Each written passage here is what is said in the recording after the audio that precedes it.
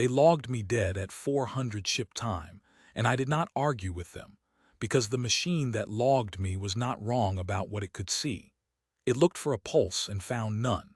It looked for warmth and found none. It looked for the small electric weather that moves across a living body and found a flat gray nothing, the way a fair sea reads to a depth sounder that has been switched off. So the register wrote me down among the recovered dead, and a soft chime somewhere confirmed it, and a Cethran orderly with careful hands drew a pale sheet up toward my chin before I turned my head and said, in their trade tongue, that I would keep the sheet at my waist if it was all the same to them. The orderly went very still. I have seen that stillness before in men who thought they had put a body down and then watched it sit up. It is not a flinch. A flinch is fast and it is over. This is the slow kind, where the whole animal locks and the eyes do the only moving, and you can watch a mind trying to shelve a thing it has no shelf for. I did not hold it against him. I had spent the flight in from the far station learning that stillness on every face that came near me, and I had made my peace with being the thing that caused it. My name is Rain. I was a corpsman, which in my service meant I was the man who kept people breathing until someone better arrived, and often there was no one better, and so I was also the man who did the arriving. I had served 11 years by the count that mattered and rather more by the calendar, most of it out past the pale ring world, where the company kept its stations strung along the dark like beads that had rolled too far from the string. The last of those beads was Halden Reach, and Halden Reach was where the trouble found us, and I will tell you about the trouble but not the way you expect, because the trouble is not the point. The point is a wrist, and 2 fingers, and a count, but you have to know how I came to be a dead man in a bright room before the count will mean anything. The room was bright. I want that set down first, because everything else in this account is heavy and I do not want you picturing shadows. The sail was a relief tender, an old broad-beamed thing built to go slow and carry much, and her medical bay was the brightest compartment on her, lit through long ceiling panels that threw down a clean white daylight, the kind of light they designed to keep the sick from despairing.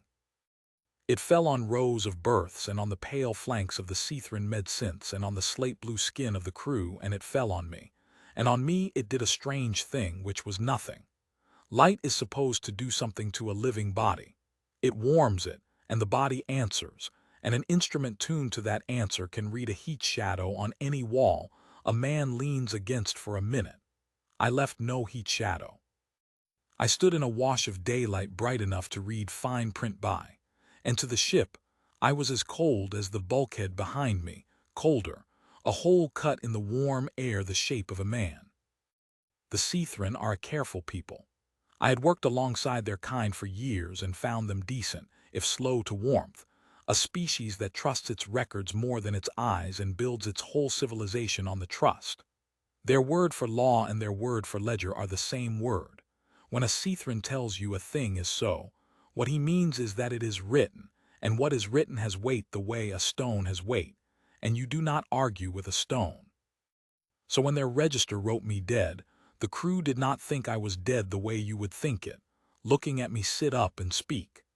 They thought I was a discrepancy, a place where the world and the record had come apart, and a discrepancy frightens a Cethran the way a ghost frightens a man, because it is a crack in the thing they stand on. The medmaster came to look at me himself.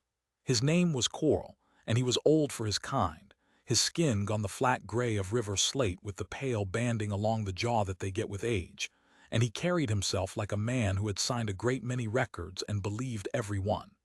He stood at the foot of my berth with a reader in his 4-fingered hand, and he ran it over me slow from my crown to my feet, and I watched his face while he did it.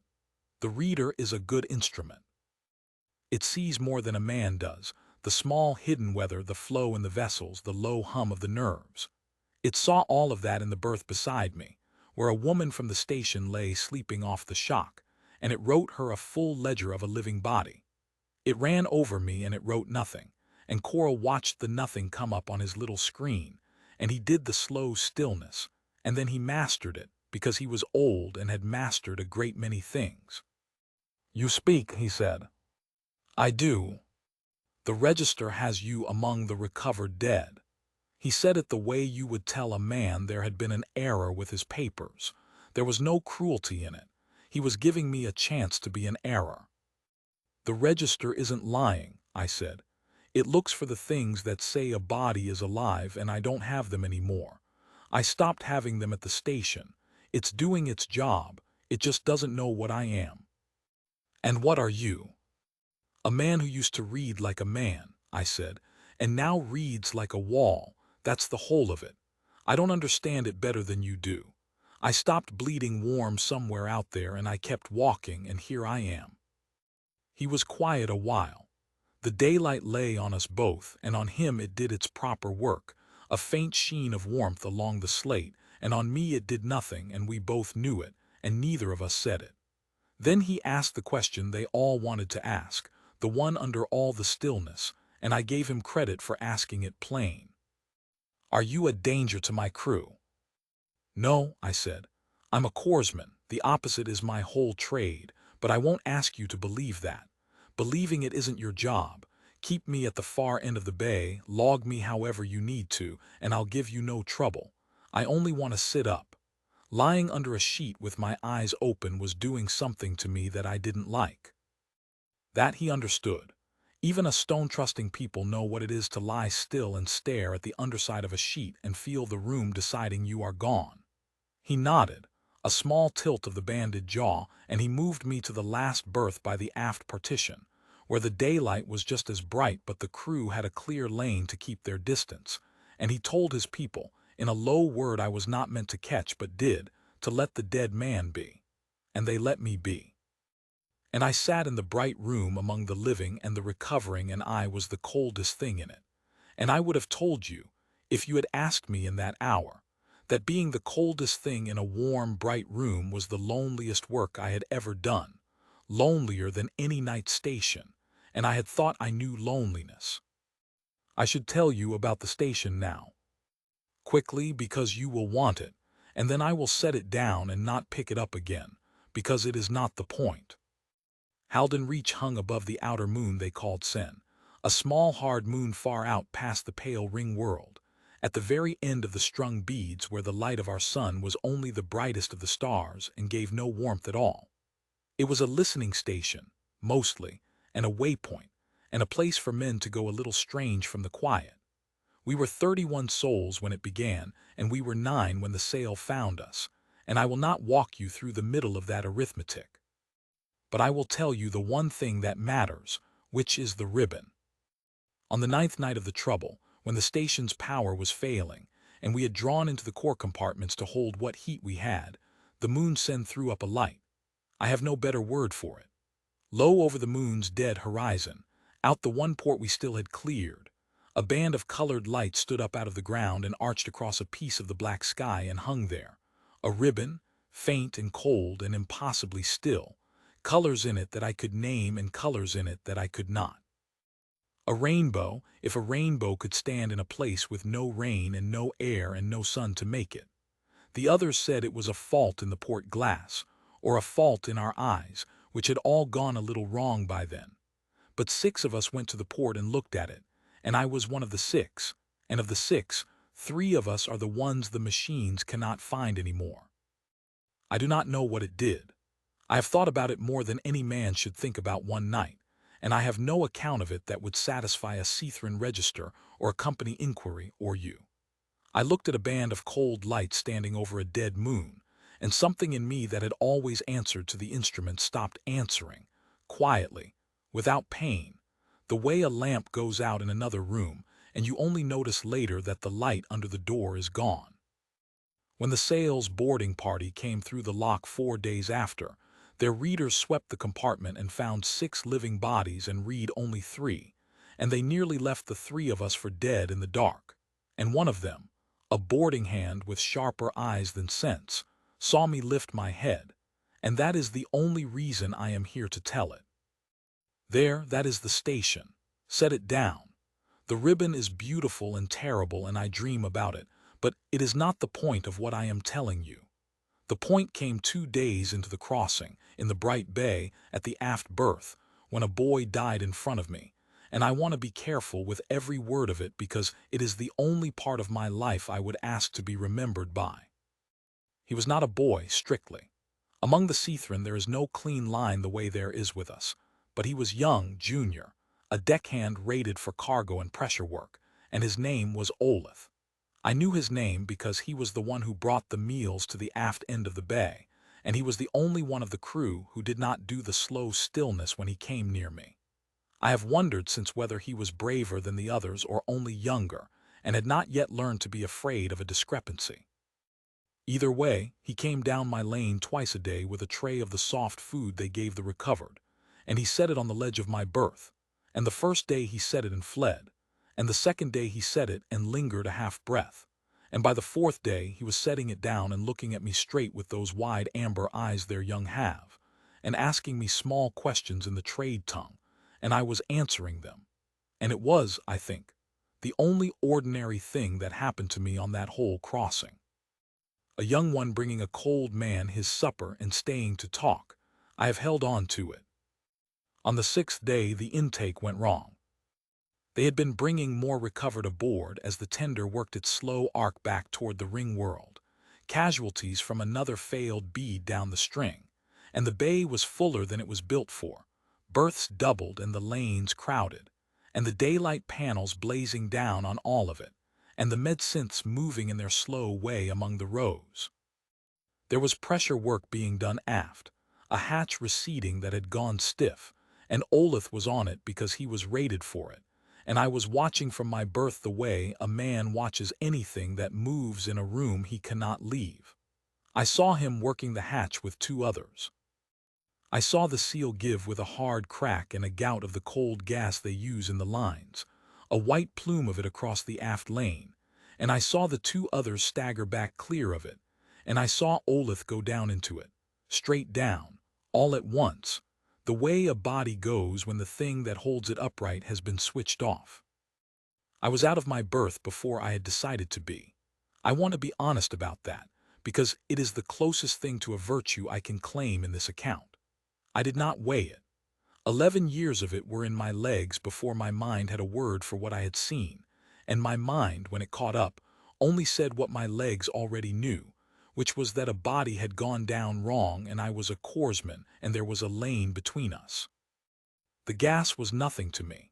That is a small dark joke I have made to myself since, and I will make it here once. A living Seathrin in that plume would have taken it into their breathing and gone down as Olith had gone down, and a living man would have hauled back from it on instinct, and both of those instincts are good and both would have cost seconds. I had neither. I do not breathe the way you would know it. The cold gas rolled over me and did to me what the daylight did, which was nothing, and I went through it to where Olith lay, and the two crew who had staggered clear were still coughing and calling and had not yet reached him, and I reached him first, the dead man, first to the dying one. He was in arrest. I do not know the Seathrin word, and it does not matter. I knew it in my hands the moment I had them on him. Their people carry the great vessels differently than ours, higher and to the side, along the neck route where the banding runs, and the pulse point sits at the inner joint of the forelimb, at what on you or me would be the wrist. I had learned it years back from an old field medic of their kind, over a long, dull posting, the two of us trading the maps of our bodies out of boredom and a sort of professional courtesy, and I had never once used it, and I had never forgotten it, because that is how the trade works. You carry 100 things you will never need against the one day you need one of them, and there is no time to learn it then. I put 2 fingers to the inner joint of his forelimb and I found nothing, and I moved them a half-width and pressed and found it, a flutter, fast and thin and wrong, the heart analog racing and catching and racing, the rhythm coming apart like a wheel throwing its spokes. Fast. Then a stumble, then a long sick pause that went on too long, then 3 beats crammed together, then the pause again. A heart in that state has minutes, sometimes only one, and every stumble spends the account. I called for the master. I called Coral by name, and I called it loud in their tongue, and I heard the bay turn toward us, and I heard the med-synths begin their slow reorientation.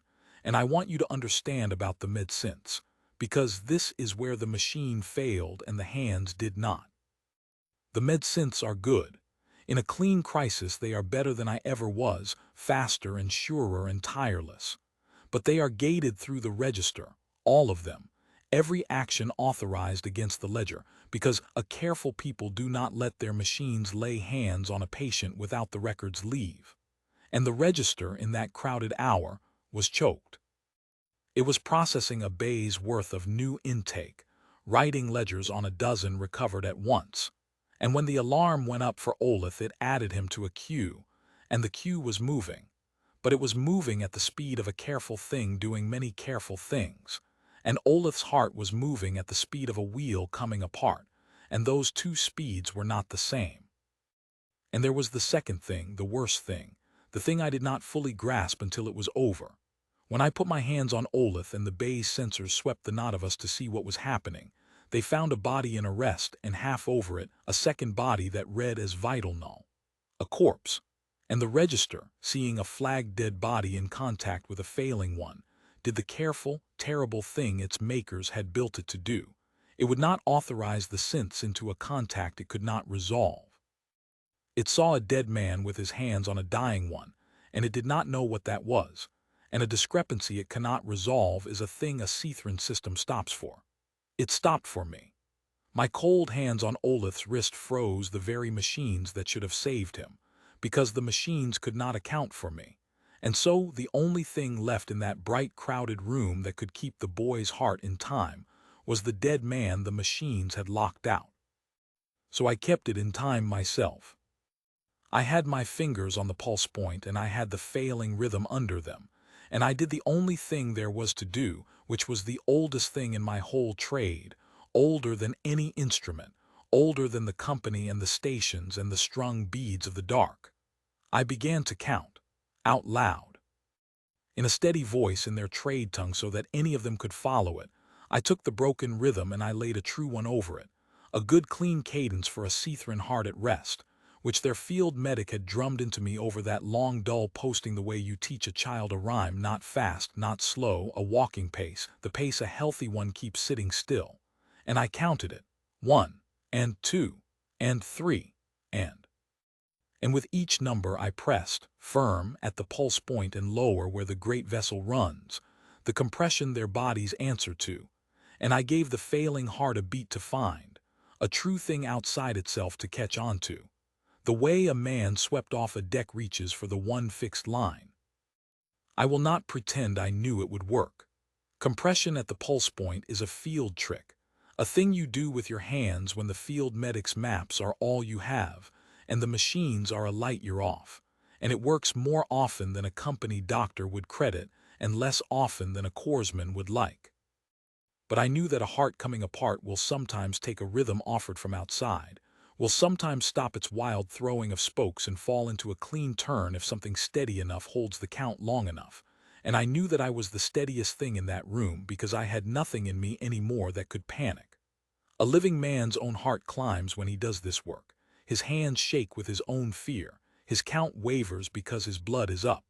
Mine did not. Mine could not. Whatever the ribbon had taken from me, it had taken the tremor with it. My voice went out over that bright bay flat and level and unhurried as a metronome, and my fingers kept the count without the smallest waver, and I counted a dying boy's heart for him because I no longer had one of my own to get in the way. 1 and 2 and 3. Coral reached us. I felt him come down at Olaf's other side, and I heard him bark for the synths and heard the synths not answer, heard the register's soft refusal tone, the little chime that means the ledger will not permit, and I heard Coral understand in one breath what had happened, that his own careful system had locked its arms because a dead man had his hands in the wound. I heard him make a sound I had not heard a Cethran make, low and torn, the sound of a man watching his life's work fail him at the one moment it must not, and then I heard him do the thing that made me trust him ever after. He did not pull me off. Every instinct in a stone-trusting people would have been to pull the discrepancy away, to clear the corpse from the patient, so the ledger could resolve and the machines could move.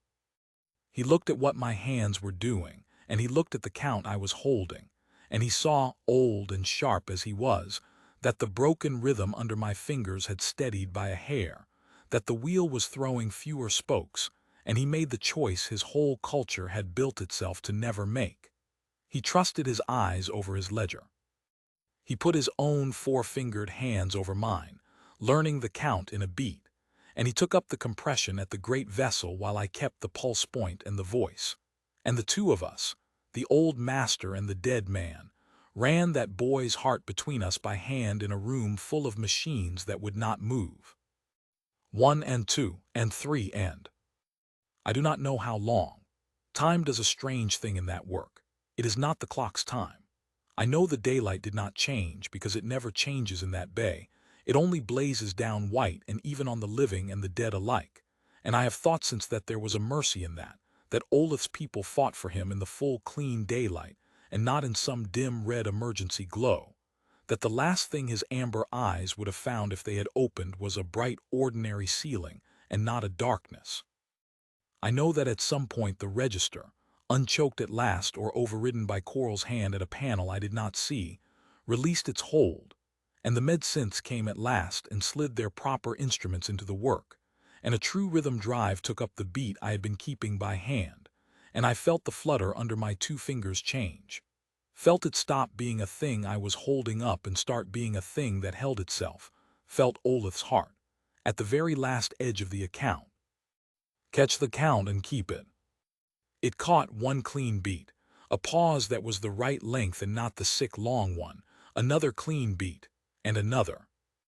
The wheel found its turn and held it, and I felt it hold under my fingers, and I did not take my fingers away. I kept them there, and I kept counting, softer now, matching the true rhythm as it steadied, until I was no longer leading it but only nomming it, walking beside it, and Coral across from me sat back on his heels in the blazing daylight with his banded jaw slack and his hands trembling, his hands, the living one's hands, shaking now that it was over, while mine, the dead ones, stayed still on the boy's wrist, steady as they had been the whole way through. Olaf lived. I will give you that plainly and early so the rest of it does not read like grief. He lived.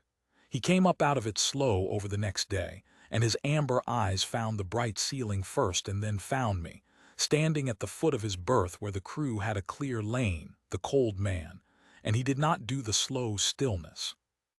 He looked at me a long moment, and then he lifted his forelimb, the one I had held, and he turned it so the inner joint showed, the pulse point, and he pressed his own two fingers to it, and he held them there and looked at me, and I understood that Olaf's field medic had drummed nothing into him, that he did not know what I had done, only that the dead man had had his hands on him at the edge and he was on this side of it, and that he was showing me he knew where his own heart lived now. Because I had shown him. I pressed two fingers to my own wrist, to the place a man's heart used to answer, and I held them there and looked back at him, and there was nothing under them, of course. There is never anything under them anymore, and I let him see that too, and something passed between the boy and the dead man in that bright bay that I do not have the words for and will not cheapen by reaching for them. Call it a receipt. He had one heart between the two of us now, and he knew whose hands had kept it, and I knew whose heart it was, and that was the whole of the accounting, and it balanced. The register never changed its verdict. I want that set down because you will want the machine to have learned, and it did not learn. The sail carried me the rest of the way to the ring world logged among the recovered dead, and every sweep of every sensor for the rest of that crossing read me as a hole in the warm air, cold as the bulkhead, a discrepancy the ledger held open and could not close. Coral tried. He was an honest man, and he had seen with his own eyes what his machine could not, and he went to the register, and he entered his own witness against it, master's authority, a living account laid over the dead one that the flagged dead body had by the master's own hands and eyes, maintained a patient in arrest and returned that patient to living rhythm. He showed me the entry. It sits in their ledger yet, I am told, a strange line in a careful book, the dead man's account of a heart he kept. But the register did not let it change the flag. A Cithran system trusts a reading over a witness in the end, even its master's witness, because that is the stone it stands on, and no reading would find my pulse, and so the flag stayed, and I stayed dead in the only book their people fully believe. I have made my peace with that too. It cost me something too, but I have. There is a version of this account where the machine is the villain, where I rail against the ledger that would not call me alive when a living heart could testify that I had saved it. But I have been a long time out in the dark among careful peoples, and I have come to think the ledger was not wrong so much as it was small. It knew one thing about life, the signal it could read, and it was faithful to that one thing past all sense, the way faithful things often are. It looked for the flutter in the vessel and the warmth on the skin and the small electric weather of a living body, and where it did not find them it wrote death, and by its lights it was right every time, 1,000 times right, and it was right about me too by its lights. It only did not know that there was another thing life could be, a thing that does not read on any instrument, which is the thing a pair of trained hands does when a heart comes apart and there is no time. The ledger could not see that. It has no sense for it. It is not built to weigh a count held steady in a cold voice against a dying rhythm, but Olith can weigh it. Olith carries the weight of it in the very heart the ledger measures, and every clean beat of that heart for the rest of his life is a witness the machine will never enter and can never erase, written where no register can reach, in the only ledger that was ever true. They put me off at the Ring World, at a company station where men in clean suits took my account and did not believe most of it and filed the parts they could use. There are doctors there now who study what the ribbon did, and I let them, when I have the patience for it, sit their instruments on me and write their nothing and frown at it. They want to know what I am.